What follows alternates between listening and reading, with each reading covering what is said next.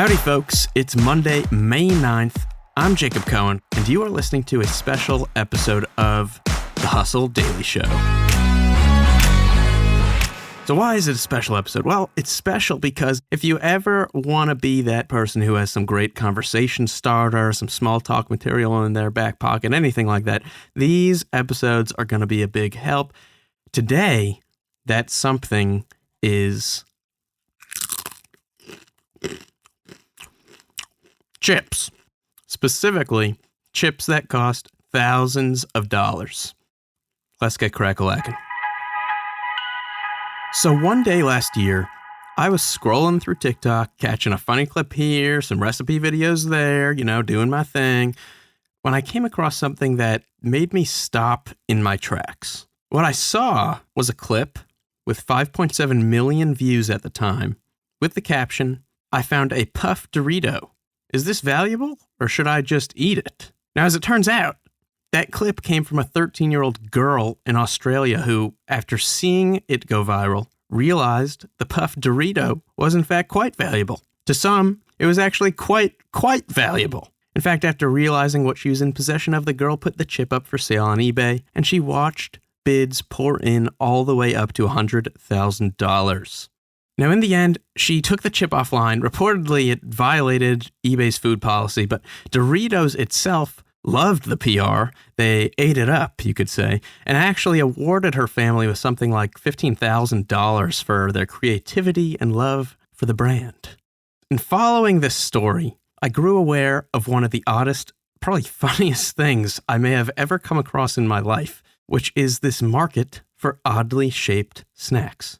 It exists. And it's just as odd as it sounds. Now, the first thing you have to realize here is that in today's day and age, if you take a chip out of a bag and it looks like, Jesus for some reason, you have a few options. You could either eat it, you could tell the guy next to you about your groundbreaking discovery, or you could try selling it on eBay for 10 grand. That is truly the world we live in right now. And as I followed the story about that Dorito from the girl in Australia, I came to learn about this world of collectible snacks. And the first thing that I saw was that this Dorito was hardly the first collectible snack out there, let alone chip, for that matter. So if you go on eBay right now and search, let's say, rare Cheetos, you will be both entertained and flummoxed by what you find. You'll see hundreds of so-called rare Cheeto listings, including one purportedly shaped like Arnold Schwarzenegger flexing. There's one that's shaped like Michael Jordan dunking. There are a couple claiming to be shaped like penises. I even saw one that resembles the Venus de Milo, which is either a compliment to the artist or a diss. I'm honestly not sure. Many are listed for thousands of dollars, sometimes tens or even hundreds of thousands of dollars. Obviously, I have to say, just because they're listed for that much does not mean people will buy them for that much. But there are instances, many instances, where they have sold for lots and lots of money. And that's just Cheetos. So I did some more digging.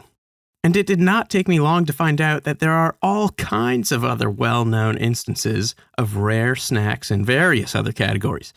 I learned about a $28,000 grilled cheese that looked like Virgin Mary. Came across a $100,000 chicken nugget resembling an Among Us character. I even read up on a cinnamon bun discovered at a Tennessee cafe in 1996 that reportedly looked like Mother Teresa, and apparently the cafe kept it on display and sold Nun Bun branded merch until it was stolen 9 years later. So this was all very interesting to me, but I wondered, why do we do this? Why are we willing to drop $28,000 on a grilled cheese sandwich that looks like Virgin Mary? And asking that question led me to a term known as pareidolia. So, have you ever looked at an object, some object, maybe a door, maybe the front of a car, a piece of fruit, and thought, that looks like a face?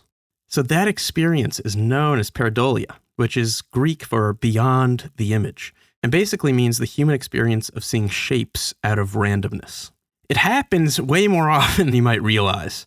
Studies have shown humans will interpret something as a face even with just the slightest suggestion of facial features. Now, whether or not Cheetos, let's say, knew of the actual science behind this phenomenon, they picked up on the fact that people find meaning in the randomness of their cheese curls.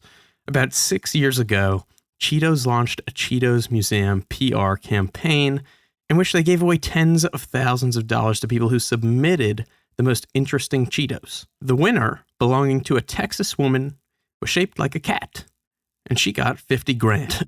It was great marketing, by the way. Vice, citing PR Week, found that the Cheetos website saw a 525% increase in traffic that month, and it also saw its best week of sales ever in the same month.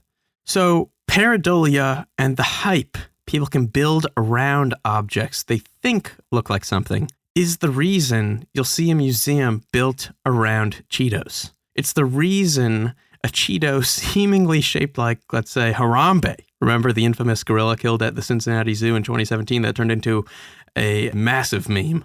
Almost sold for $100,000 before the bidder had some second thoughts and backed out. But it almost sold for $100,000. So while I'm definitely not recommending that you go buy bags of chips in search of, the Mona Lisa, I am telling you that the next time you hear about, let's say, an English muffin selling for 10 grand because it looks like her, you'll know why. And bada bing, bada boom. That is it, folks. For more on The Hustle's tech and business coverage and links to all kinds of cool stuff from around the web, join our newsletter at thehustle.co. Thanks to our editors and executive producer, Darren Clark. I'm Jacob Cohen. You've been listening to The Hustle Daily Show, brought to you by the HubSpot Podcast Network. See you tomorrow.